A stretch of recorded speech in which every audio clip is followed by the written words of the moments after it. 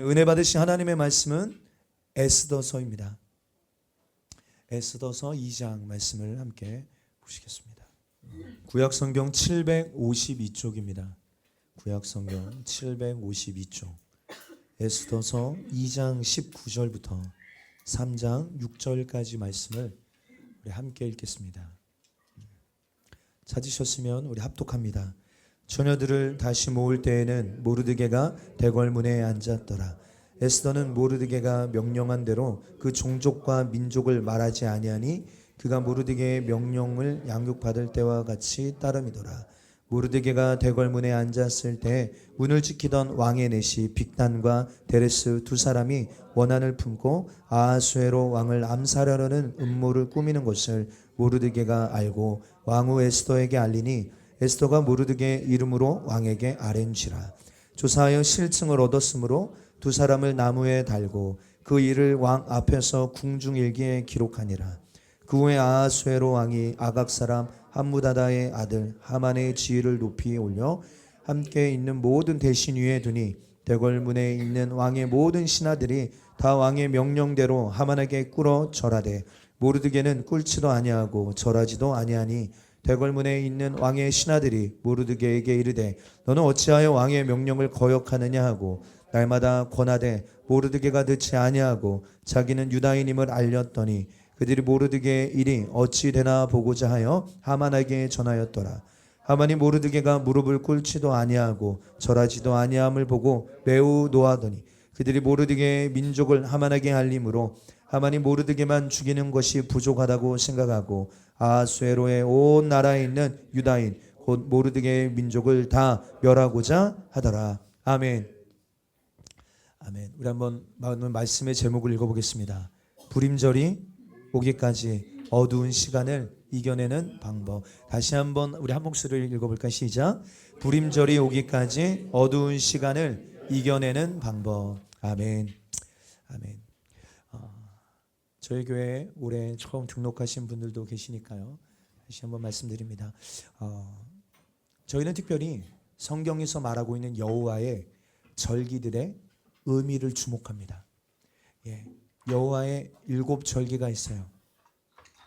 이 절기들은 그리스도의 절기라고 이야기할 수 있습니다. 6월절부터 시작해서 혹시 아세요? 6월절, 그 다음에 무교절, 초실절. 우리가 이 세 절기를 봄절기라고 말합니다. 봄절기. 예수 그리스도의 절기라고 말하는 것은 여러분 이 세 사건과 예수님의 초림 사건과 연결되어 있기 때문입니다. 예수님의 십자가의 죽으심과 부활하심이 여러분들 6월절로부터 무교절, 초실절로 이어집니다. 그리고 우리가 보통 여름절기라고 말하는 오순절에 어떤 역사가 나타납니까? 성령 강림하시는 사건이 오순절날 있었습니다. 오순절날. 그럼 이제 남은 절기가 있다면 무엇이냐면요, 나팔절과 대속죄일 그리고 초막절이 남았습니다. 이 세 절기는 예수님의 재림과 연결되어져 있는 절기입니다. 그러니까 너무 하나님의 시간이 너무 선명합니다. 그러니까 여러분 예수님께서 이 땅에 오셔서 구속사 일을 하실 때 아무 때나 그 일들을 하지 않으셨어요. 정확하게 하나님이 정하시는 때에 그 일들을 감당하셨습니다. 그러니까 하루 먼저 십자가에서 돌아가셔서도 안 돼요.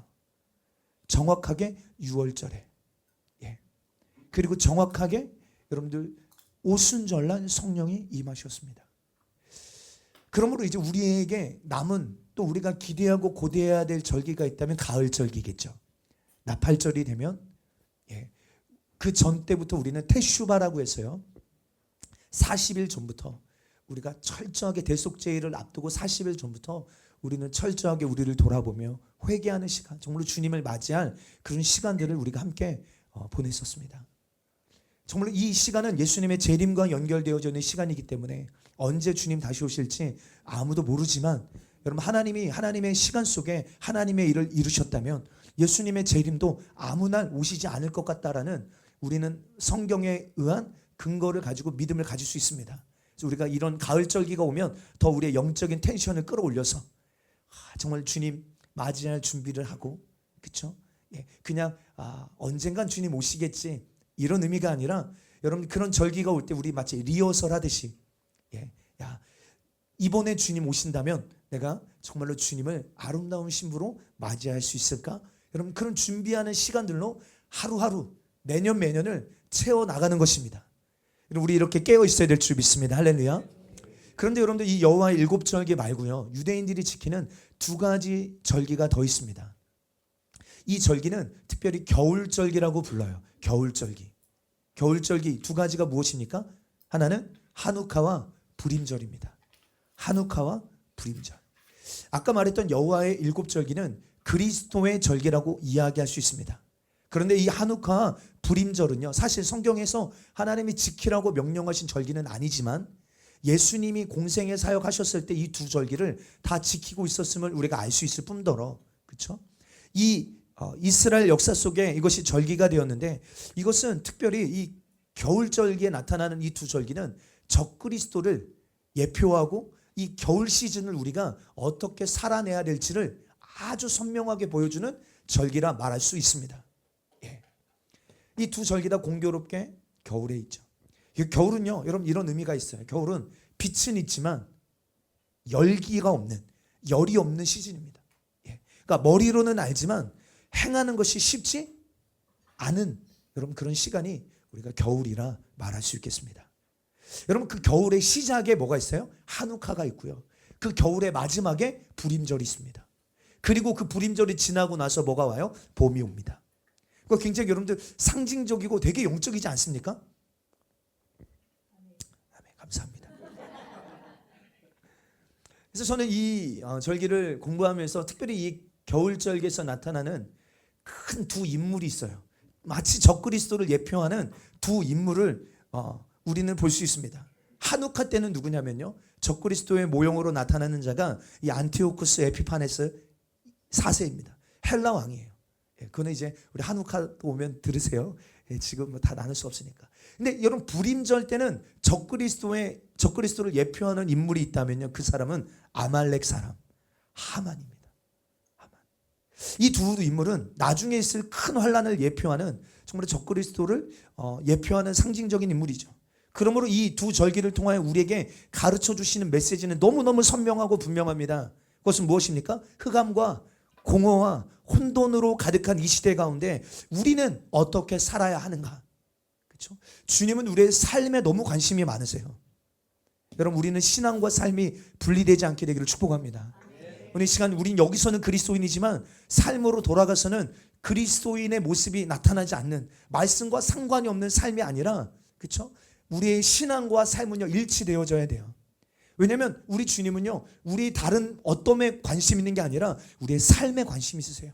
물론 우리가 이렇게 예배드리는 이 시간도 하나님은 주목하고 계시지만, 어쩌면 아무도 없는 그 은밀한 시간 속에서도 우리가 어떻게 선택하고 어떻게 말하고, 우리가 날마다 자기를 부인하고 말씀을 앞세우고 말씀으로 말하고 말씀으로 선택하고 있는지를 하나님 주목하고 계심을 우리는 기억해 봐야 합니다. 여러분들, 그러므로 1세기 초대교회가 경험했던 많은 어려움들, 환란들이 있습니다.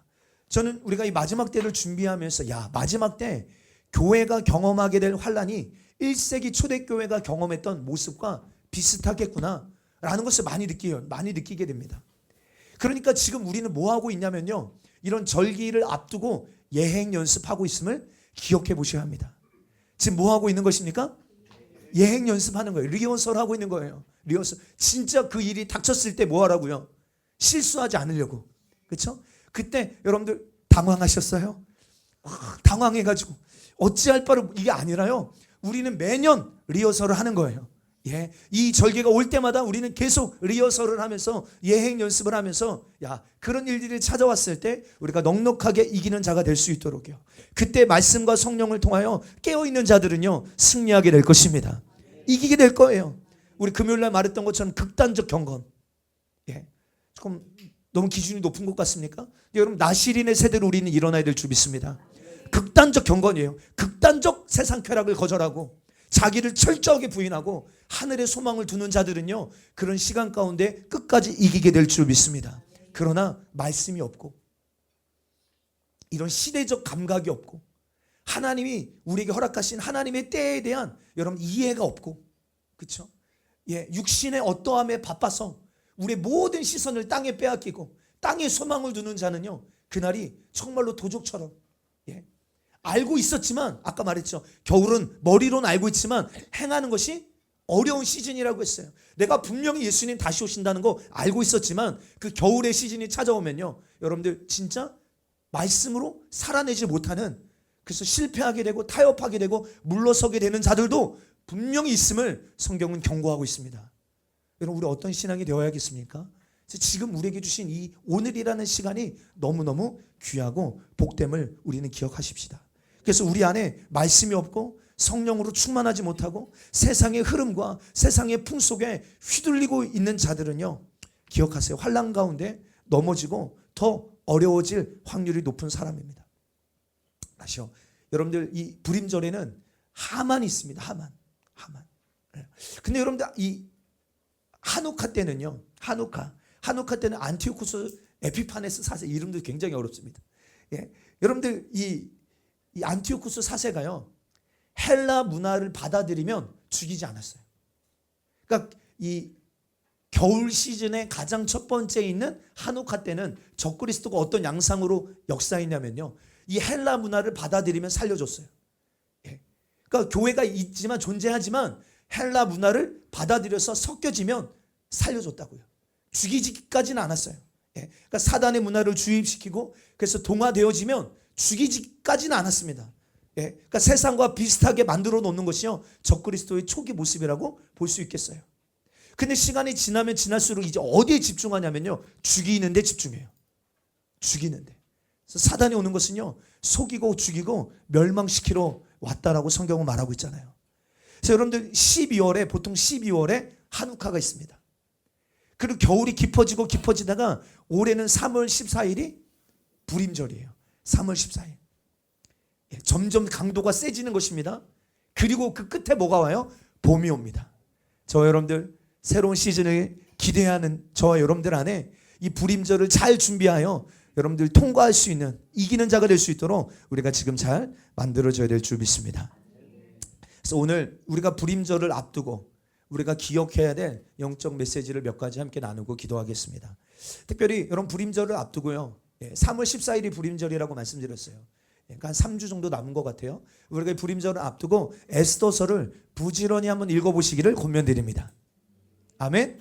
많은 성경들이 있지만 특별히 그때 그 시즌에 맞는 메시지도 굉장히 유익하거든요. 그래서 특별히 에스더서를 유대인들도 읽지만 우리도 그 에스더서를 이 불임절 시즌에 읽어보는 거예요. 왜냐하면 여러분, 하나님은 하나님의 말씀대로 이루시고 하나님은 하나님의 말씀대로 행하시는 분이시기 때문에 이 혼돈과 흑암과 이 어찌할 바를 알지 못하는 이런 여러분들 고난의 시간 가운데 우리가 어떻게 해야 될지 그 답이 어디에 있습니까? 말씀에 있기 때문입니다. 우리 다른 데서 답을 찾지 마십시다. 할렐루야.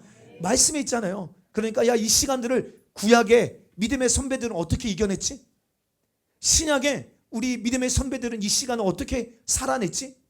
여러분, 그 답을 우리는 다른 데서 찾는 게 아니라 말씀을 통하여서 우리가 발견할 수 있도록요, 이 불임절을 기다리고 또 불임절에 놀라운 역전의 시간이 나타났던 여러분 이스라엘의 역사를 우리가 기억해보고 그 안에 하나님의 그 보이지 않는 손이 어떻게 역사하셨는지, 그때 우리는 어떻게 반응해야 되는지를 우리가 바르게 여러분들이 깨닫고 반응하는 은혜가 있었으면 좋겠습니다.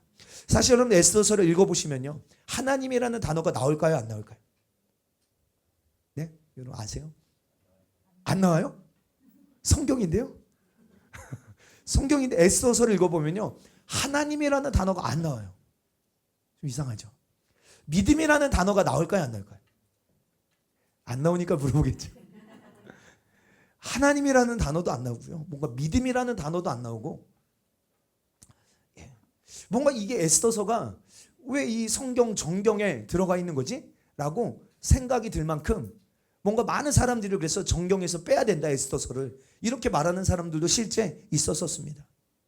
근데 여러분들, 에스더서를 우리가 읽어보면요, 그 어떤 역사보다 하나님의 섭리와 하나님의 인도하심과 하나님의 통치의 원리를 가장 강력하게 드러내고 있는 성경을 뽑으라고 한다면요, 그 중에 하나가 에스더서입니다.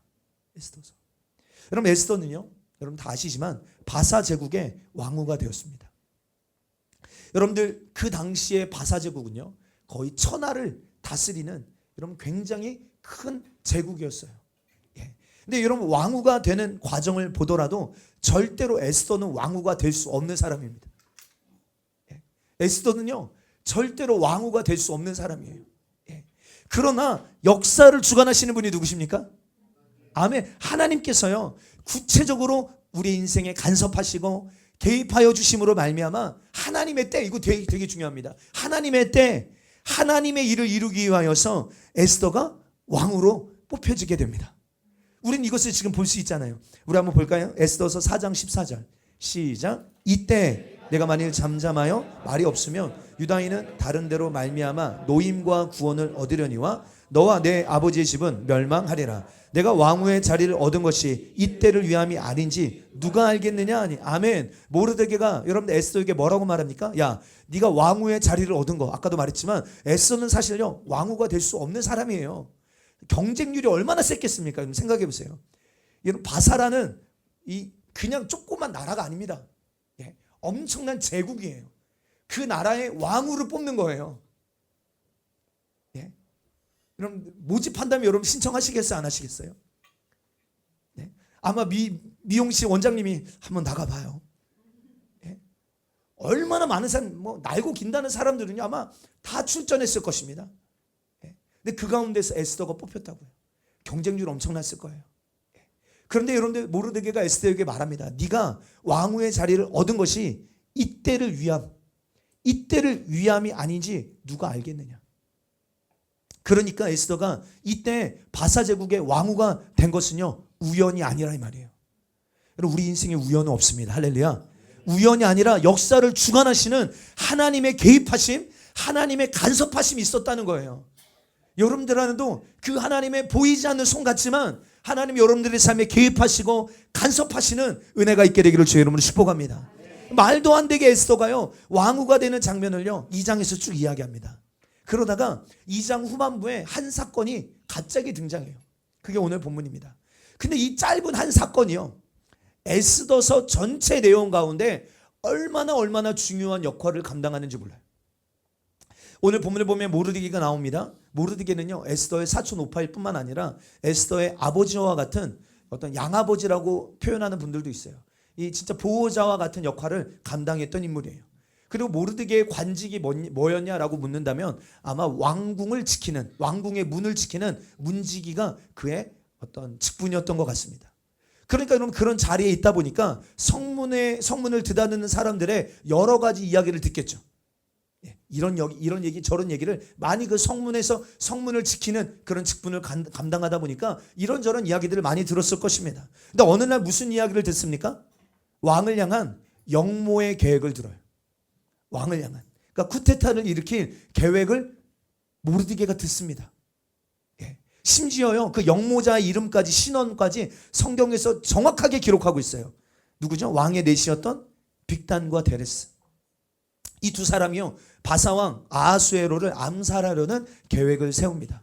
그리고 이 계획을 모르드게가 듣고 어떻게 합니까? 이 사실을 에스더에게 알려주고 에스더는 모르드게의 이름으로 왕에게 이 사실을 알려줘요. 22절 모르드게가 알고 왕후 에스더에게 알리니 에스더가 모르드게의 이름으로 왕에게 RNG라. 아멘. 그러니까 에스더가 모르드게에게 들은 이야기를 모르드게의 이름으로 왕에게 전달합니다.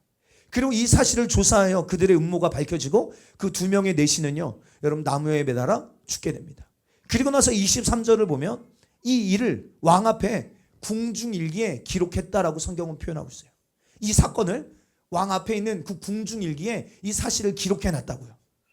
예, 모르드게의 고발 또 왕을 암살하려는 계획이 이 모르드게의 고발을 통하여 무산되었다라는 것을 바사제국의 궁중일기에 기록이 되었고 그 궁중일기에 누구 이름이 기록되어 있는 거예요? 모르드게의 이름이 기록되어 있다는 거예요. 그럼 이거 우연이 아니다 이 말입니다.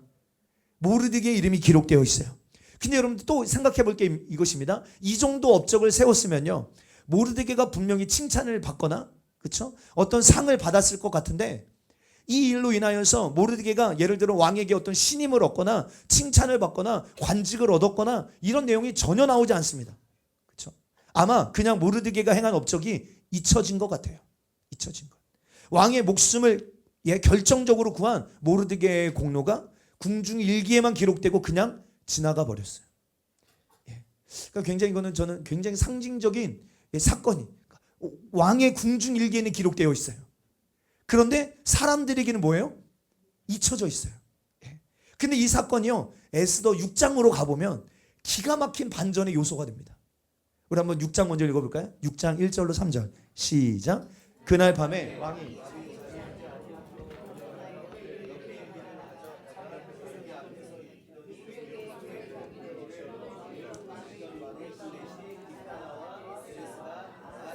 음모를 모르드게가 고발하였다 하는지라 왕이 이르되 이 일에 대하여 무슨 존귀와 관작을 모르드게에게 베풀었느냐 하니 측근 신하들이 대답하되 아무것도 베풀지 아니하였나이다 하니라. 아멘. 한 나라의 왕, 그냥 자그만 나라도 아닙니다. 제국, 큰 제국의 왕을 구하는 엄청난 업적을 세웠음에도 불구하고 모르드게에게 어떤 존귀나 관작, 칭찬이나 상도 베풀지 않았다는 거예요. 여러분, 만약에 여러분들 같으면, 여러분들이 일이라면 섭섭했을까요? 안 섭섭했을까요? 섭섭이가 들어왔을 수 있어요. 그렇죠? 한편으로는 억울했을 수도 있어요. 그런데 이 일이 유대 민족이 완전히 멸절될 수밖에 없는 절체절명의 위기 속에 결정적인 돌파구가 되리라는, 여러분들 이런 일이 될 것이라고 아무도 생각하지 못했다 이 말이에요. 실제로 여러분 이런 일들이 우리에게도 일어날 수 있습니다. 그렇죠? 나는 정말로 열심히 일어나고 선을 행하고 열심히 수고하고 공을 세웠는데 정작 그 당시에는 아무도 인정해 주지 않은 거예요. 그렇죠? 예. 아무도 알아주지 않아요. 보통 우리 영혼 맡은 자들이 그런 시험에 들 때가 있어요. 나는 저 영혼을 위해서 기도도 하고, 막 신방도 하고, 그래서 전화도 해서 막 상담도 해주고, 그 기도 제목도 듣고, 이번 주에 교회 좀 나오세요. 교회 좀 나오세요. 신앙생활 잘해야 돼요. 하나님 앞에 바르게 정렬하셔야 돼요. 막 하면, 그 사랑을 받아주면 되는데, 때로는 뭐예요? 거절하고, 그렇죠? 전화해도 받지도 않아. 분명히 부재중이 찍혔으면 전화를 해줄만도 한데 해주지도 않아. 그러니까 무시당한 것 같고, 나는 적극적으로 선을 행한 것 같은데 아무도 알아주지 않고 아무도 기억해주는 사람이 없다 이 말이에요. 없다. 저에게도 그런 성도가 있었어요. 전화를 안 받아요. 그래서 포기할 만도 한데 의도적으로 일주일에 한 번씩 했어요. 흔적을 남기는 거예요. 그러면 내 이름은 뜰 거 아니에요. 거기 누구한테 전화하고 하겠다. 근데 그런 시간들을 계속 보내다가요 1년이 넘었어요. 1년이. 그러다가 어느 날 전화를 받는 거예요. 그럼 그 기분이 뭔지 아세요? 와. 어느 날 전화를 받는 거예요. 근데 그때가 어느 때였냐면 마음이 완전히 가난해지고 무너졌던 그런 시간. 근데 그때 그 시간에 온 그 전화가요, 그 집사님인데 그 집사님을 다시 한번 일으킬 수 있는, 그분이 그 어떤 시간들을 통하여 하나님께 더 가까이 나아갈 수 있게 되어지는 계기가 되더라는 거예요. 그러니까 지금은 몰라요. 지금은 우리가 막 선을 행하고 내가 열심히 말씀대로 수고하고 애쓰지만 아무도 알아주는 자가 없을 수 있어요. 근데 먼저는 하나님은 기억하고 계세요. 할렐루야. 그리고 하나님의 때가 이르면요, 여러분 반드시 그것에 대한 하나님의 일하심이 나타나게 될 줄 믿습니다. 아무도 나를 그 당시에는 인정해 주지도 않고요, 오히려 조롱합니다. 내가 한 일을 아무도 기억해 주지 않고 잊혀져 갈 때 우리는 마음이 어렵고 어쩌면 서글플 수도 있습니다. 근데 기억하세요. 사람은 모르고 지나갈지언정 하나님은 모든 것을 보고 계신다는 거예요. 저는 여러분 말씀을 전하는 사역을 하다 보니까 이런 것도 많이 경험해요. 말씀을 이렇게 전하면요, 그 말씀을 전할 때 말씀이 심겨지는 행위잖아요. 영적으로 보면 우리 심령이라는 밭에 말씀을 심는 행위입니다. 영을 깨우는 행위예요. 근데 여러분들 당장에는 뭔가 일어나지 않는 것 같아. 근데 여러분들 심는 행위는요, 당장의 열매를 바라는 게 아니에요. 물론 그렇게 열매가 나타나면 좋지만 여러분들 그 때가 있는 거죠. 그래서 우리 다음 세대 사역을 하다 보면 많이 느낍니다. 야, 진짜 밑 빠진 독에 물을 붓는 것 같은 느낌이 많아요. 에너지를 엄청 쏟아서 막 사역하고, 특별히 막 수련회나 이럴 때 가면요, 지금 제가 조금 그런 열정이 빠졌는데 우리 용희 집사 청년 때 막 목숨 걸고 막 그런 영적 자리 데리고 가고, 어떻게 해서든 야 이번 수련회가 오늘 밤이 끝나면 또다시 기회가 없을지 몰라. 그래서 조그만 거의 밀실 같은 데다가 청년들 그때 한 40-50명 막 얼마나 할까요? 이거 한 반만 할까요? 성전 반만 할까요? 거기 바닥에 앉혀놓고 막 새벽 1시까지 2시까지 말씀 전하고 기도하고, 그러면요 뭔가 당장이 조금 변화가 있는 것 같아요. 근데 수련회가 끝나고 돌아와서 진짜 작심삼일인 것 같아. 3일 지나면 그 힘이 쑥 또 빠져요. 그러면 여러분 그 수고한 게 뭔가 되게 허무하다 이런 마음이 들 수 있잖아요. 근데 절대 그렇지 않더라고요. 우리는 몰라요. 그때는 모릅니다. 근데 하나님의 때가 이르면 하나님이 그 심은 그것을 어떻게 또한 열매 맺게 하실지는요 하나님의 손에 있어요. 우리는 씨를 뿌리고 물을 준 것뿐이에요. 자라가게 하시는 이는 하나님이신 줄 믿습니다. 그러니까 오히려 우리는 하나님의 타이밍, 하나님의 시간 가운데 하나님이 하실 일들을 우리는 주목하며 기대하며 오히려 우리는 적극적으로 선을 행할 수 있는 은혜가 있게 되기를 주의 이름으로 축복합니다. 너무 신기하죠? 예. 그날 밤 어느 날 왕이요 잠이 안 오는 거예요. 그래서 저는 그렇게 배웠어요. 새벽에 막 자다가 한 3시쯤 이렇게 막 잠이 깨.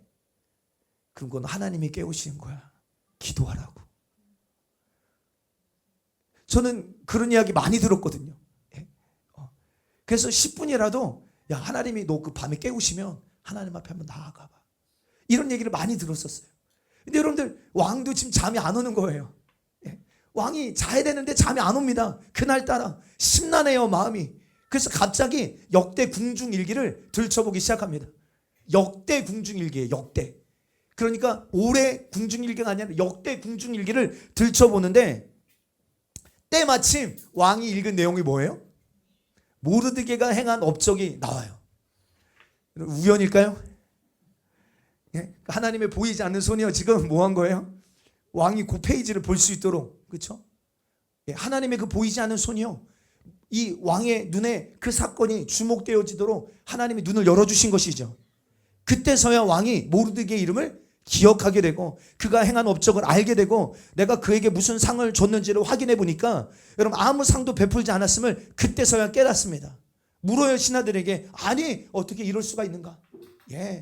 그런데 마침 여러분 성경에 그렇게 나와요. 마침이라는 단어가 나와요. 마침 누가 등장합니까? 하만이요. 누구를 죽이려고?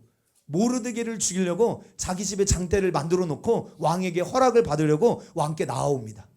다시요. 왕이 잠이 안 와서 역대 궁중일기를 보다가 모르드게가 자기를 구한 행적을 봐요. 아무 상도 해주지 않은 것을 발견하고 모르드게 이름을 주목하고 있는 그때 누가 딱 등장합니까? 때마침 하만이 등장해요. 왜? 왕께 나온 거예요? 이 모르드게를 죽일 수 있도록 허락받으려고 나온 거예요.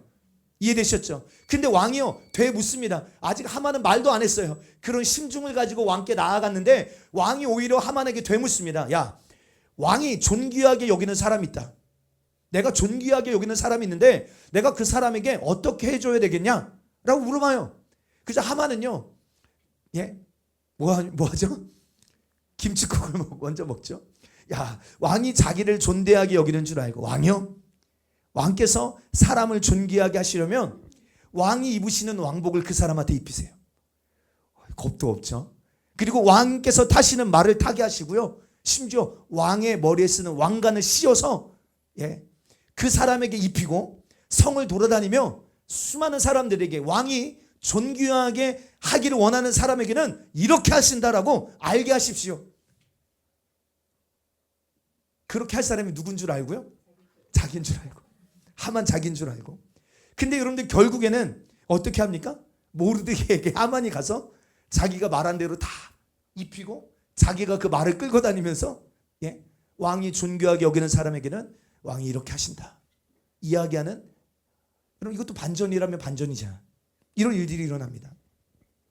근데 결국 이 사건들을 통하여서요 하만의 계략이 발각되고 엄청난 대반전의 역사가 일어나는 결정적인 요소를 작용하는 것이 사실 오늘 본문에 기록된 내용입니다. 여러분들 우리가 말씀대로 사는 일이요 지금 당장 어떤 보상도 내 삶에 가지고 오지 않을 수 있어요. 내가 진짜 말씀을 택하고 진리를 택하고 그 좁은 길을 택하였을 때 지금 당장 우리에게 보상이 없을 수 있어요. 근데 여러분 이것으로 실망하지 않게 되기를 주 여러분 축복합니다. 여러분 우리가 주목하는 것은요 사실 여러분들 마태복음에도 보면 외식이 뭔지 아세요? 외식이요. 외식 좋아하세요? 우리 이 먹는 외식 말고요 성경에서 말하는 외식이요. 그 외식의 가장 큰 기준이 뭔지 아십니까? 외식하는 자들은요 하나님에게 보이려고 하는 게 아니라 사람들에게 보이려고 해요. 모든 일이요. 기도하는 것도, 예물을 드리는 것도, 종교 생활하는 것도 다 누구에게 보이기 원하는 거예요? 사람에게 보이려고 해요. 근데 주님이 원하시는 진짜 예배자는 누구예요? 아무도 보지 않지만 하나님 앞에서 살아가는 코람데오의 신앙을 가지고 있는 그런 성도들이에요.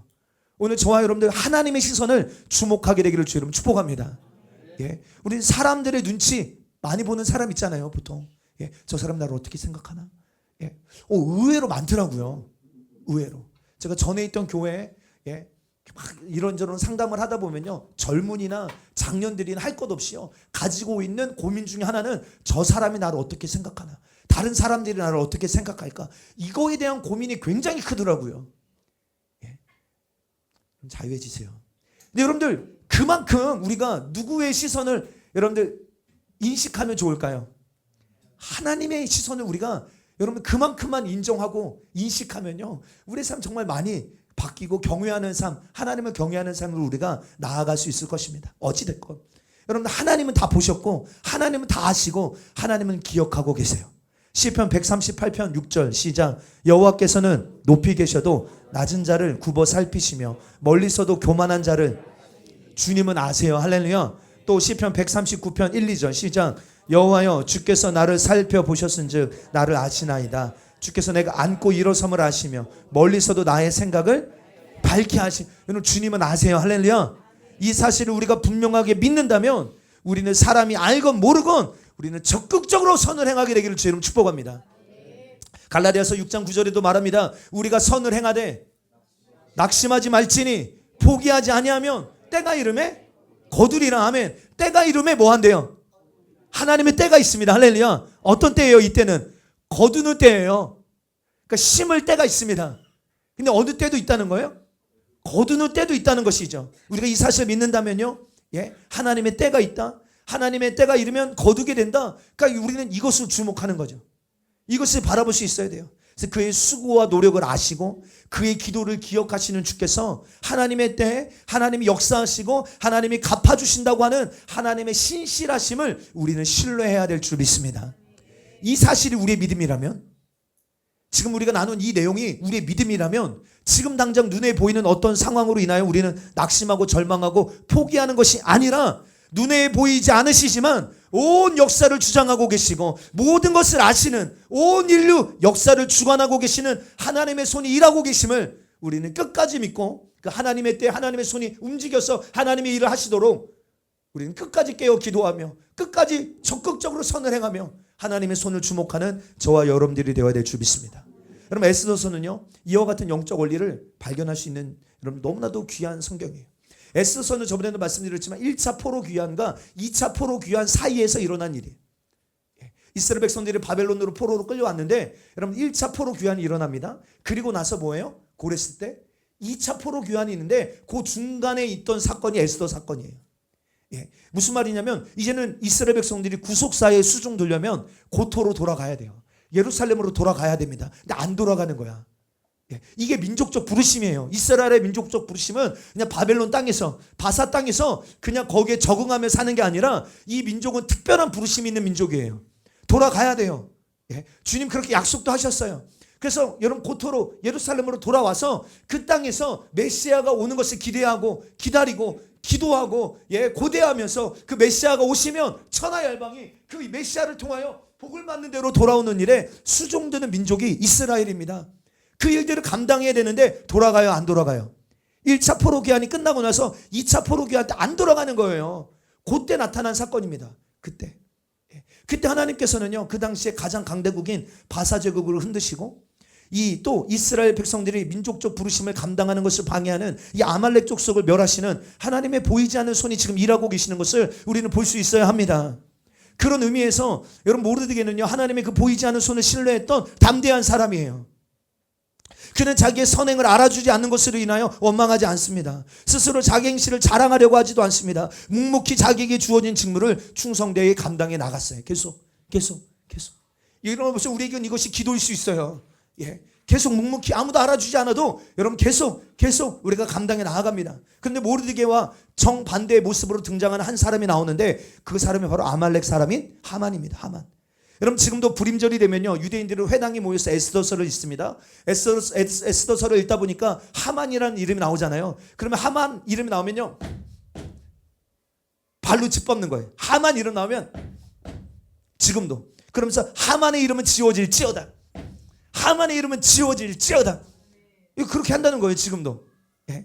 왜요? 이스라엘 백성들 왜 이렇게 하만에 대하여 적개심을 가지고 있냐면요 에스더 3장 6절에 그 이유가 나오죠. 시작. 그들이 모르드게 민족을 하만에게 알림으로 하만이 모르드게만 죽이는 것이 부족하다고 생각하고 아수에로의 온 나라에 있는 유다인 곧 모르드게의 민족을 다 멸하고자 하더라.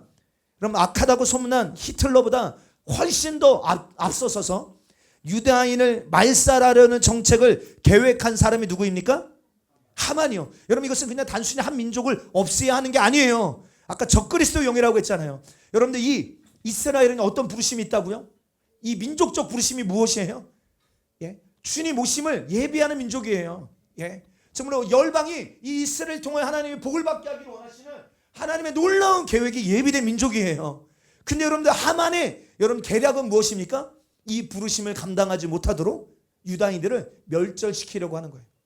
그러니까 우리는 단순히 그냥 하만이 모르드게를 미워서 유다인들을 다 죽이려고 하는구나 이 차원으로만 생각하시면 안 되고 하나님 나라 차원으로 본다면요 하만의 이 일은 여러분들 온 열방이 구원을 얻는 그 구속사에 아주 결정적으로 태클을 걸고 하나님을 대적하는 영임을 우리는 볼 수 있습니다. 근데 여기서 우리가 눈여겨보기 원하는 것은요 하만이라는 사람이 어떤 사람에게 이렇게 무시무시한 생각을 했던 것일까? 3장 1절에 보면 이 아수에로 왕이 아각 사람 함무다다의 아들 하만. 하만이 어느 사람이래요? 아각 사람. 사무엘상 15장 8절에 보면 아말렉 사람의 왕 아각을 사로잡고. 그 성경에서 여러분들 하나님의 백성과 이스라엘과 가장 많이 싸움을 벌였던 민족을 뽑으라고 한다면요 우리는 블레셋을 뽑기도 하지만 아말렉입니다. 아말렉. 여러분 아주 이스라엘에게는요 지긋지긋한 존재예요. 지긋지긋한 말 그대로 지긋지긋한 존재. 이스라엘 백성들이 뭔가 나아가려고 하면 계속 발목 잡고 나아가지 못하게 하는 그런 영이 아말렉입니다. 아말렉. 보세요. 이스라엘 백성들이 홍해를 건너고 나서요 가나안 땅으로 나아가는 여정 가운데 르비딘 광야에서 어떤 대적을 만납니까? 아말렉이요. 아말렉과 전쟁을 벌이게 됩니다. 그때 우리가 아는 것처럼 아론과 우리 모세의 손을 받치고 여호수아의 군대가 전쟁에서 이기잖아요. 또 사사기를 읽어보면요 수시로 이 아말렉 족속이요 수시로 이스라엘을 쳐들어오고 이스라엘을 압제합니다. 사울왕 시대에도 다윗이 왕이었을 때에도 아말렉은 계속해서 이스라엘을 약탈하고 습격하고 쳐들어옵니다. 그러니까 여러분 이거와 같은 아말렉 왕의 이름이 아각이에요. 아각. 그러니까 이 하만은요 그냥 아말렉 사람이 아니라 아마 이 아말렉의 굉장히 정통 가문의 여러분들 귀족 출신일 확률이 높습니다. 그래서 여러분 성경에 보면 하나님께서 이 이스라엘 적들 중에서 아예 종족 자체를 진멸시켜 버리라고 규정하신 민족이 있는데 그게 어느 민족이냐면 아말렉이에요. 아말렉. 왜요? 이 민족은요 하나님을 대적할 뿐만 아니라 하나님의 백성들이 하나님의 부르심으로 나아가는 데 있어서 계속 태클 걸고 방해하고 대적하고 이런 존재입니다. 여러분 기억해 봐야 합니다. 하나님의 백성을 그럼 이처럼 말살시키려는 정책을 세우고 하나님의 백성을 대대로 괴롭히고 하나님의 뜻을 가로막고 방해하는 아각의 후손이 의미하는 것은 무엇이냐? 이건 철저하게 적그리스도의 영이죠. 하나님의 백성을 진멸시키려고 하는 하나님께서 이스라엘에게 주신 민족적 부르심과 사명 구속사에 수종들기 위한 민족을 멸절시키려고 하는 존재가 있다라는 것을 우리가 먼저 기억해 봤으면 좋겠어요. 왜요? 우리에게도 동일하기 때문에 그래요. 여러분 우리 가정에 여러분들의 각 사람에게 하나님이 주신 부르심과 사명과 하나님의 놀라운 계획이 있음을 믿습니다.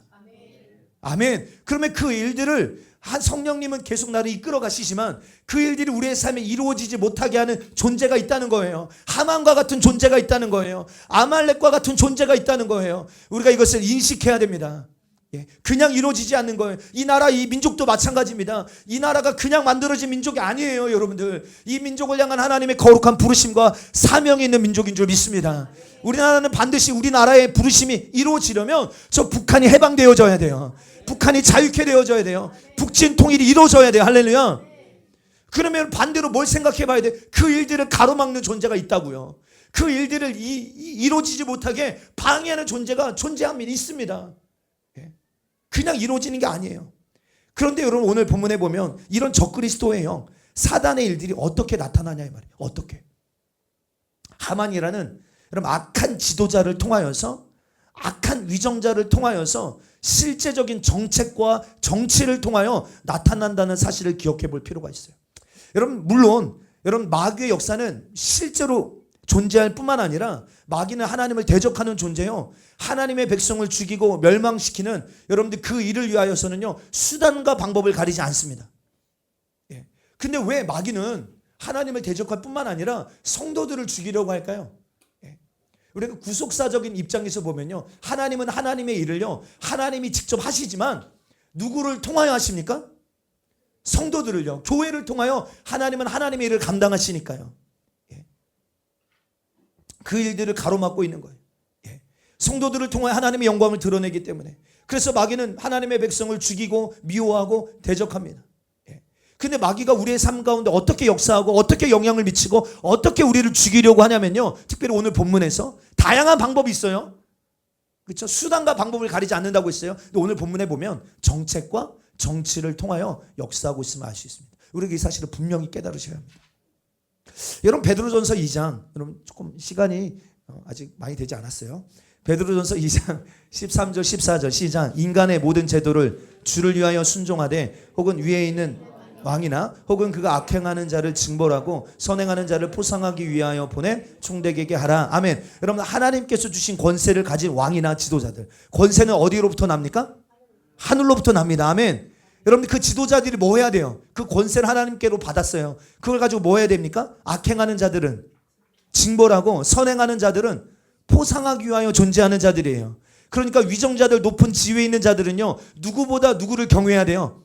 하나님을 경외하고 하나님의 말씀대로 재판하고 하나님의 말씀대로 나라를 다스리고, 악행하는 자들은 징벌하고 선행하는 자들은 포상하고 더욱 선을 행할 수 있도록 격려하고. 할렐루야. 우리는 그 권세 앞에 뭐하고? 순종하고. 여러분 이게 하나님의 만들어 놓으신 질서예요. 그래서 우리는요 디모데전서 2장 1, 2절 말씀 시작. 그러므로 내가 첫째로 권하노니 모든 사람을 위하여 간구와 기도와 도고와 감사를 하되 임금들과 높은 지위에 있는 모든 사람을 위하여 하라. 이는 우리가 모든 경건과 단정함으로 고요하고 평안한 생활을 하려 함이라. 아멘. 우리가 무엇보다도, 여러분들이 기도하는 내용 가운데 무엇보다도 기도하고 간구하고 중보해야 될 영역이 무엇이냐? 성경은 말합니다. 임금들과 높은 지위에 있는 모든 사람들을 위하여 하라는 거예요. 왜 그럴까요? 여러분 그들의 정치와 그들의 판단과 그들이 치리하는 어떠함이요 직접적으로 우리의 삶에 뭐예요? 영향을 주기 때문에 그래요. 영향을. 그러니까 그러면 반대로 사단은 어떻게 역사하겠습니까? 마귀의 역사를 우리는 단순히 내 마음 가운데 내 생각 가운데만 일어난다고 생각하시면 안 돼요. 정사와 권세예요. 어둠의 주관이라고 했어요. 마귀는요 우리를 속이고 죽이고 멸망시키기 위한 수단과 방법을 가리지 않습니다. 온갖 방법을 다 동원해요. 어떻게 해서든 여러분들을 시험 들게 하고 넘어지게 하고 믿음에서 떠나가게 여러분 만들려고 합니다. 그런데 그 가운데 가장 강력한 방법이 있어요. 그게 뭐냐면 정치와 정책입니다.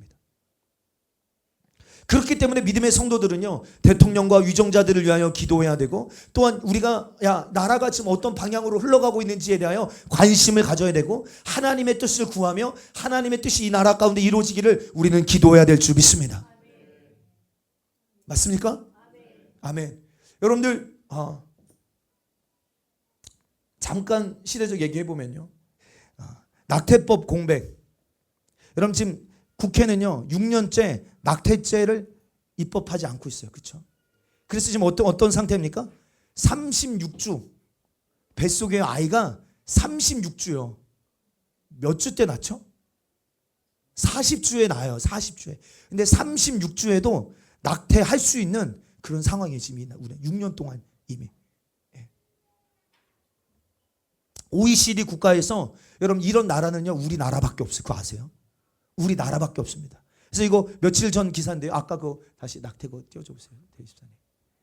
그 다음 거 그래요. 저기 보니까 이들은 국회가 2019년 4월 11일 헌법재판소 판결을 무시하고 6년 넘게 낙태 개정법을 입법하지 않아 심지어 임신 34, 36주 태아가 강제로 낙태돼 죽어가도 국회에 대하여 아무 소리도 이제 헌재가 그렇게 한다는 거예요. 그러니까 여러분들 지금 국회가 뭐 하고 있는 거예요? 예? 국회의원들 이 나라 위정자들이라고 말하는 사람들이요. 여러분들 이 법을 안 만들어요. 예? 여러분 그러니까 지금 뭐 하는 거예요? 아이를요 자기 엄마가 자기 아이를 막 난도질해서 죽이는 그 살인죄를 저질러도 죄가 아니라고 말하는 여러분 시대를 우리가 살아가고 있어요. 그러니까 여러분 이 나라의 어떠함이 지도자의 어떠함이 정치의 어떠함이 여러분 우리의 삶에 직접적 영향이 있어요 없어요? 있죠. 예. 그럼 우리는 이 영역에 있어 그럼 누가 이런 것을 계속 방해하지? 왜 이것을 통과하지 않지? 방해하는 자들이 누구지? 여러분 이거 우리가 주목해야 됩니까? 안 해야 됩니까? 관심 가져야 됩니다. 예. 여러분 적극적으로 이거를 통과시키려고 하는 자들도 있어요. 우리 그들을 위하여 기도해주고 그들이 힘을 얻도록 어떤 지혜를 얻도록 우리는 기도해야 됩니다. 그러나 또 반대로 여러분 이런 법들이 통과되지 못하도록 여러분들 방해하는 존재가 있어요. 그런 목적을 가지고 막아서는 자들이 있다고 사단의 편에서. 그럼 누가 그 일들을 하는 거야? 우리 그것을 봐야 돼요. 차별금지법도요 참 너무 은혜가 우리나라가 5번인가 막았죠. 예. 이것이 입법되려고 했던 기회가 5번 정도 있었어요. 근데 이것을 우리나라가 다 막아냅니다. 예. 그나마 한국교회가 여러분들 깨어 있어서 여러분 이것에 대한 목소리를 내고 정말로 피 터지게 싸우는 최전방에서 싸우는 그런 분들이 있어서 막아냈어요. 근데 우리가 주목해야 될 것은 그 다음 거 띄워줘 보실래요? 예. 악법 발의자 여러분 여기서 보면요 포괄적 차별금지법, 비혼 출산 합법화 법안, 낙태 합법화 법안, 건강한 가정과 성윤리를 무너뜨리는 여러분 이런 악법들을 발의하는 사람들이 있어요. 제가 어떤 지금 당을 말하는 게 아니에요. 여러분 우리가 진짜 신앙 양심을 가지고 우리가 하나님을 경외하는 자들이라면요 지금 우리가 우리의 삶에 직접적으로 영향을 주고 있는 법을 만들어서 이것을 금지시키기도 하고 허용시키기도 하는 하나님의 만드신 모든 질서와 기준을 무너뜨리려고 하는 악한 자들이 괴계 앞에요. 여러분 우리가 무관심하고 침묵하는 거는요 절대로 여러분들 해서는 안 되는 영역입니다. 한번 다음도 넘겨보실래요? 다음 여러분 보면요 이전에 이 차별금지법을 통과시키려고 했던 사람이요 국회의원들 가운데 몇 명입니까? 35명이에요. 35명의 이 의원들이 적극적으로 여러분 차별금지법을 통과시키려고 여러분 했었습니다. 제가 지금 이 이름을 일부러 여러분 한번 띄워줘 본 거예요. 이런 의견들을 발의하여서 이 나라의 법으로 제정하려는 저는 개인적으로 하만과 같은 사람으로 느껴져요. 하만.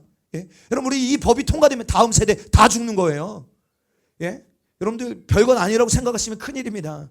이런 법안들이 계속 통과되고 문이 열려지고 악법이 여러분들 풀어지기 시작하면요 다음 세대 다 죽는 거라고요. 다음 세대는 이게 죄가 아니게 되는 거예요.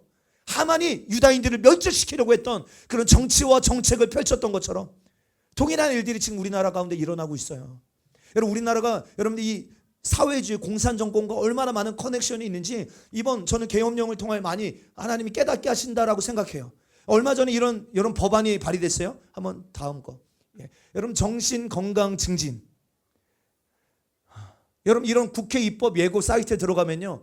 여러분 엄청난 법들이 계속 올라오고 있습니다. 근데 여러분들 이 법은 여러분 좀 아셔야 되고 함께 기도하기를 원해서 가지고 왔어요. 여러분 이 법안을 지금 통과시키려고 하는 그런 상황이에요. 근데 이 법 무엇입니까? 전에는요.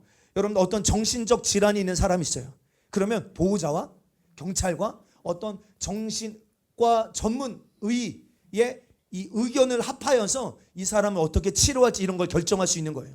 근데 이 법이 통과되면 어떻게 되냐면요. 이제 보호자나 어떤 전문 의사의 견해 없이 경찰이나 소방관이 저 사람을 봤을 때 저 사람 미친 사람이야. 정신 나간 사람이야. 그럼 저 사람을 정신병원에 가도 이게 허용되어지는 법이에요.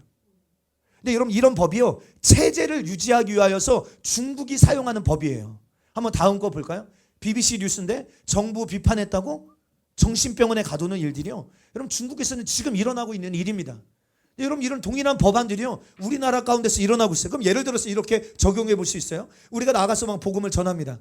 그런데 여러분들 정신과 의사가 볼 때 우리가 가서 뭐 복음을 전하는 게 이 사람 또라이야 미쳤어 라고 보지 않겠죠. 그렇죠? 보호자도 이거는 종교의 자유니까 얼마든지 자기 의견을 이야기할 수 있는 거잖아요. 근데 경찰이 봤을 때 이 사람은 극단주의자야. 이 사람은 조금 사회적으로 위험해. 정신적으로 좀 이상이 있는 것 같아 라고 여기면요, 이 사람 얼마든지 경찰소 간에 정신병원에 가둘 수도 있게 되어지는 여러분 그런 법안이에요. 여러분 지금 제가 하나 이야기했지만 이와 비슷한 이런 이야기들이요 얼마나 많은지 몰라요. 그래서 여러분들 이거 다 막 한 번 막으면 끝이 아니거든요. 또 발의하고 또 발의하고 또 발의하고 이런 내용들이 너무너무 많은 거예요. 이런 내용들이 하나님을 대적하고 하나님이 주신 여러분들 그런 기준들을 무너뜨리고, 하만이 마치 유다인들을 멸절시키려고 했던 그런 정치와 여러분들 계략을 가지고 있었던 여러분 이런 일들이 지금 이 나라 가운데도 일어나고 있다면요, 여러분 어떻게 하시겠습니까? 진짜 이런 일들이 사실이라면요, 한 가지만 더 이야기 한번 해볼까요? 여러분들 제가 우리 김현영 안식사님 큰아들이 유진이거든요. 유진이가 그 미국 시민권도 있어요. 그래서 이제 대학교를 어떻게 가야 되지 이제 고민하시는 이야기를 들었는데, 외국인 전형 대학교를 갈 수 있는 이 길이 있다는 거예요. 근데 굉장히 적어요. 외국인이 우리나라에 갈 수 있는 전형은 있긴 있지만 굉장히 적습니다. 그런데 중국은요, 화교는요 엄청나요. 엄청나요. 여러분 그거 아세요? 이번에 이게 드러난 거예요. 이것도 사실 엄청납니다. 그래서 여러분 서울대 의대 가려면요, 여러분 어떻게 해야 돼요? 공부 어떻게 해야 되냐고요? 1%요? 1% 더 아닐걸요? 1% 갖고는 안 될걸요? 서울대에서 의대는요 최고예요. 로스쿨. 돈 없어서 못 가죠. 그런데 여러분들 중국인들은요, 자기 부모가 중국인이면 첫 번째 조건이 돼요. 그리고 6등급만 맞아도 갈 수 있어요. 그리고 여러분들 학비도 대줘요. 그리고 4년 동안 여러분 1년에 한 달에 생활비도 120만 원씩 지원해줘요. 내가 고향으로 내가 돌아가기를 원한다면 그것도 지원해줘요. 그 몇 년, 4년인가요? 이 땅에 이 한국에서 살면 투표권도 줘요. 중국한테만요. 그리고 로스쿨, 여러분 우리나라 여러분 학생들은요 공부 이것도 너무 높지만 돈이 없어서 못 가는데, 여러분 중국에게만, 여러분들 중국인들에게만 여러분 로스쿨 너무 쉽게 다닐 수 있는 학비, 대학원 여러분 다 무료예요. 거의 학비가 다 지원해줘. 이런 게 이제 막 드러나기 시작하면 진짜 너무, 그래서 여러분 판사, 검사 여러분 이런 굉장히 중요한 역할을 감당해야 되는 사회주의 고위지위 있는 사람들이요, 다 사회주의의 사상을 가진 사람들이 이 나라에 계속 포진되어지도록 그렇게 시스템화 되어 있었던 거예요. 여러분 우리는 그냥 별로 관심도 없죠. 제가 이렇게 말씀드려도 여러분들 근데 여러분들 우리가 알지 못하는 사이에 사단은요 이런 일들을 계속 만들어가고 여러분들 있습니다. 그러나 저와 여러분들이요, 여러분 우리는 이런 지금 이 사회적 흐름과 하만과 같은 정말 하나님을 대적하고 여러분 우리 세대와 다음 세대들을 멸절시키려고 하는 여러분 그 사단의 일들 앞에요, 우리는 침묵하시면 안 돼요. 여러분 우리의 삶 전체를 빼앗아가는 것은 당연하고요, 이 땅 가운데 하나님의 뜻이 이루어지는 것을 직접적으로 우리가 방관하면요 방해하는 편에 설 수 있어요. 아니 지금 이렇게 말도 안 되는 우리 자유를 빼앗고 우리 신앙의 자유를 빼앗고 정말로 이 악한 법들을 계속 통과하는데 우리가 무관심하고 침묵하는 게 어느 면에서는요, 이 사단이 하나님의 나라의 일을 가로막고 하나님의 뜻이 이 나라 가운데 이루어지지 못하도록 방해하는 것에 동조하는 여러분 편에 설 수도 있다라는 것입니다. 우리 금요예배 때도 나눴지만 우리는 나 자신을 위하여 하나님을 믿는 게 아니에요. 구원받은 우리의 관심과 목적은 이제 무엇이 되어야 됩니까? 하나님의 나라와 하나님의 뜻이 이 땅 가운데 이루어지는 것인 줄 믿습니다. 하나님이 지으신 이 세상 가운데 하나님의 말씀이 다스려지고 하나님의 통치가 온전히 이루어지기 위하여서 우리는 우리에게 주어진 삶을 살아내야만 합니다. 우리는 지금 우리나라 가운데 일어나고 있는 현실이요, 저는 특별히 아까도 말했지만 이 대통령의 계엄과 여러분 지금 이 나라 가운데 일어나고 있는 이 시간들이요, 하나님의 때 뭔가 하나님이 지금 하나님이 하시고자 하시는 일들이 있다라고 분명히 믿어요. 특별히 이 나라의 민족적 부르심과 사명을 가로막는 아말렉이 이번에 확실하게 처단되어지고 이 나라 다시 한번 새롭게 되는 이 불임절의 은혜가 이 나라 가운데 임하기를 사모합니다. 그러므로 우리는 하나님을 경외하는 자의 입장에서 이 문제를 정신 차리고 직면해야 돼요. 세상에서 들려주는 메시지에 따라 혹은 여론에 따라 우리의 생각에 요동하고 끌려다니고 휘둘리는 게 아니라 지금은 우리가 하나님을 경외하는 자들이 어느 편에 서야 할지를 분명히 해야 될 때입니다. 지금 제가 어떤 정당 말하는 거 아닙니다. 어떤 보수 신보 이거 말하는 거 아니에요. 진짜 우리는 하나님의 편에 서야 돼요. 지금 우리나라는요 크게 두 가지 체제로 나눠져 있어요. 이게 아주 이번에 극명하게 나왔습니다. 아예 대놓고 이제는 체제를 바꿔야 된다. 막 현수막 들고 젊은이들이 거리에 나와서 이제는 체제를 바꿔야 된대요. 우리 지금 어느 체제 살고 있습니까? 자유민주주의 시장경제 체제에 살고 있잖아요. 근데 이 체제를 바꿔야 된다. 목소리가 커지고 있어요.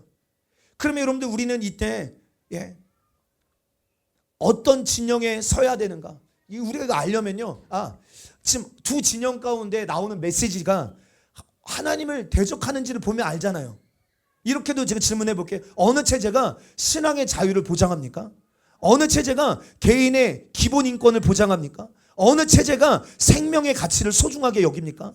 어느 체제가 가정의 가치를 보호하려고 합니까? 어느 체제가 다음 세대를 보호하려고 합니까? 어느 체제가 동성애를 반대하고 있습니까? 어느 체제가 개인의 성장과 국가의 발전을 도모하고 있습니까? 반대로 어느 체제가 신앙의 자유를 억압하고 있나요? 어느 체제가 개인의 기본 인권을 억압하고 있습니까? 어느 체제가 생명의 가치를 파괴하려고 합니까? 낙태를 찬성하고 마약을 풀어놓고 수사도 못하게 하고, 어느 체제가 가정에게 주신 질서와 기준을 파괴하려고 합니까? 어느 체제가 동성애를 찬성하고 있습니까? 여러분, 이런 영역들을 쫙 나열해 보면서요, 우리는 현실을 여러분 직면할 수 있어야 될 줄 믿습니다. 하만의 역할을 하고 있는 자들이 누구인지 여러분 우리는 분별했으면 좋겠어요. 개인과 가정과 교회와 국가를 무너뜨리고 하나님이 주신 부르심과 사명이 이루어지지 못하게 하는 하만의 일들이 지금 저는 개인적으로 이 시대 가운데도 일어나고 있다.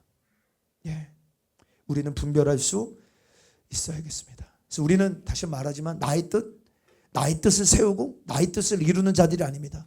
우리는 철저히 시작부터 자기를 부인하는 자예요. 할렐루야.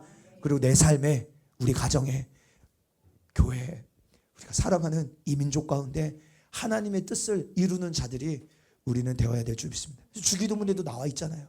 그러니까 지금 우리가 무엇을 목적으로 삼아서 신앙생활을 하고 있는지를 여러분 우리는 알아야만 합니다. 개인의 구원이 전부가 아닙니다. 이제 구원받은 하나님의 백성을 통하여 하나님의 통치와 하나님이 주신 질서와 기준이 다시금 바르게 세워지는 일에 여러분 우리의 생애가 쓰임받게 되기를 주 여러분 축복합니다.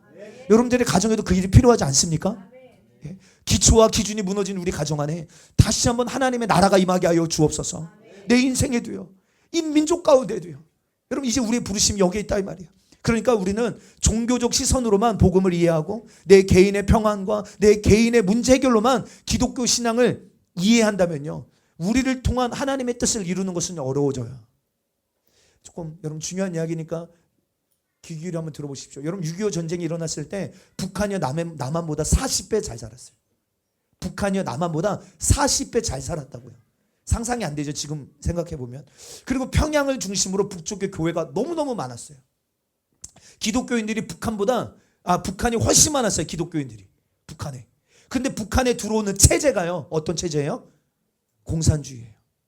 그래서 교회를 박해하기 시작합니다. 교회를 불태워요. 성도를 체포하고 가두고 죽입니다. 그래서 많은 북한의 기독교인들이 다 월남해요.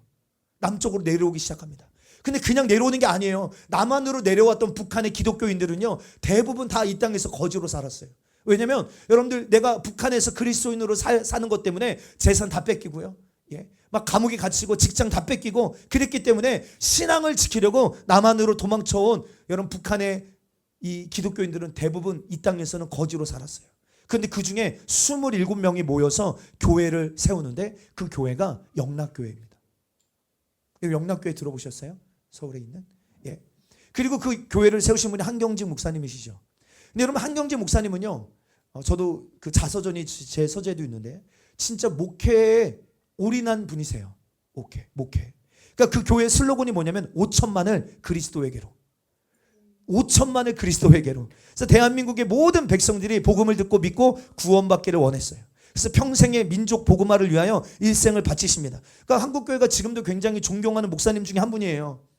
그런데 이분이 마음만 먹으면요, 국회의원, 장관, 아마 대통령도 할 수 있을 만큼 그 당시에 전 국민에게 여러분들 존경을 많이 받았던 목사님입니다.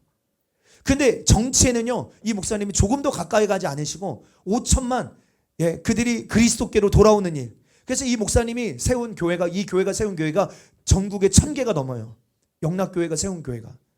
이렇게 민족 복음화에 힘쓰며 정치를 안 하셨지만 한국교회 역사 가운데 가장 정치적인 목사님이에요, 이분이. 왜냐하면 다른 건 아무것도 안 했지만 공산당과 싸우는 일에는 가장 앞장섰어요. 이 목사님이요. 예. 그래서 이 어떤 공산당과 싸우는 청년 조직회가 영락교회 안에 있었어요. 심지어 역사를 보면. 그러니까 공산당이 뭐예요? 하나님을 대적하니까요. 이 체제가 교회를 무너뜨리니까요. 교회를 죽이고 성경을 불태우니까요. 믿는 자들을 막 죽창으로 찔러 죽이니까요. 복음을 전하는 것을 가로막고 예배하는 것을 가로막고 하나님을 대적하고 복음을 전파하지 못하도록 선교를 가로막고 이 체제가 이런 적그리스도적 사상과 이념, 여기서 나오는 모든 정책, 이런 사회주의 유토피아를 만들려고 하는 국회의원들을 막아내는 일에 앞장서셨어요. 우리의 삶에 관심이 있었다 이 말이에요. 그러니까 이 당시에 이승만 대통령이 외쳤던 기독교 입국론 이거 찬성하는 사람 별로 없었어요. 예. 기독교 입국론이 뭡니까? 예. 쉽게 말하면 하나님의 말씀으로 다스려지는 나라예요. 그 당시에 대부분은요 사회주의 유토피아 이거를 외쳤던 지도자들이 인기가 많았습니다. 그런데 이승만 대통령이 외쳤던 기독교 입국론에 지지를 보내면서 야, 이 나라가 하나님의 통치를 받는 하나님이 다스리는 나라가 되어야 된다라고 힘을 실어줬던 부류가 어떤 사람이었냐면 대부분 북한에서 신앙의 자유 때문에 이 땅에 월남한 사람들이었어요. 예. 지금 우리나라에 일어나고 있는 일들을 볼 때 여러분 우리 안에도 이런 영적 긴장감이 있어야 될 줄 믿습니다. 예. 지금 우리의 삶 가운데 일어나고 있는 일들을 여러분 무시하는 게 우리 신앙이 아닙니다. 우리는 우리의 삶 가운데 일어나는 일들을 영적으로 바르게 분별할 뿐만 아니라 그 가운데 하나님의 뜻이 무엇인지 깨닫고 순종하고 반응하고 지혜로운 선택과 결정을 할 수 있는, 그래서 이 시대에 주님이 원하시고 찾으시는 그리스도인들이 되어야 될 줄 믿습니다. 예, 근데 이 나라를 집어삼키려고 하는 이런 마귀 대적을요 우리가 이길 수 없습니다. 그러면 실제적으로 우리의 삶의 역사는 마귀의 일들과 어떻게 싸워 이길 수 있는가? 예.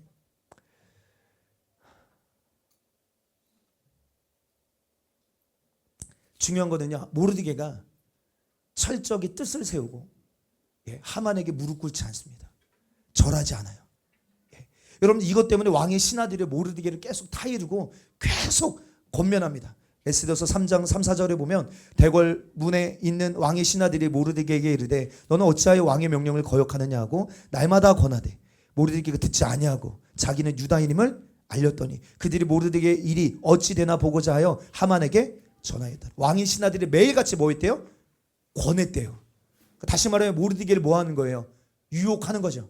그렇죠? 회유하는 거죠. 너 왜 어찌하여 왕의 명령 거절하느냐? 왜 절하지 않아? 하만에게 왜 절하지 않아? 왜 무릎 꿇지 않는 거야? 근데 모르드게 뭐 했대요?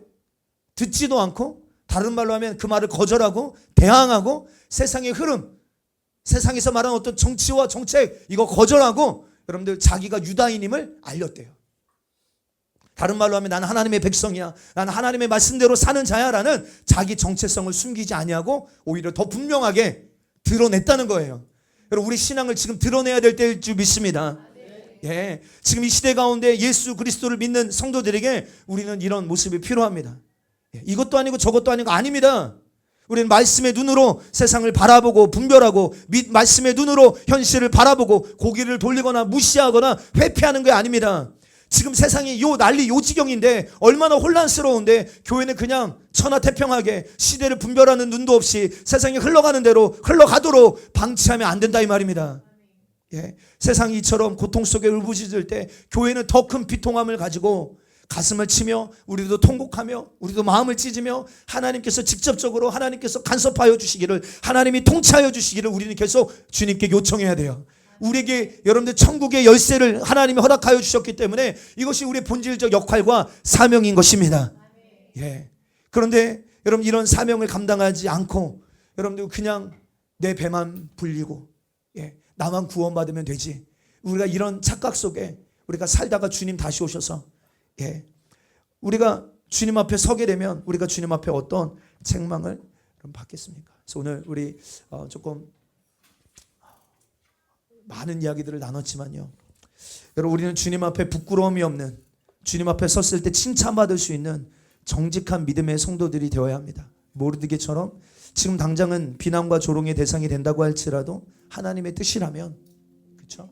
하나님의 뜻이라면 하나님의 때 기꺼이 담대히 세상과 맞설 수 있는, 세상과 타협하지 않는, 하나님을 대적하는, 하나님의 뜻에 도전하는 체제 전쟁 가운데 기꺼이 하나님의 편에 서서 주님 세상과 맞서 싸울 수 있는 용기와 지혜와 하나님 영적 분별력을 하나님 우리에게 허락하여 주옵소서. 그럼 이 시대에 필요한 기도인 줄 믿습니다. 할렐루야. 우리 시간 한번 그렇게 말씀 생각하면서 우리 다 같이 한번 통성으로 주여 한번 외치고 기도하시겠습니다. 주여, 예.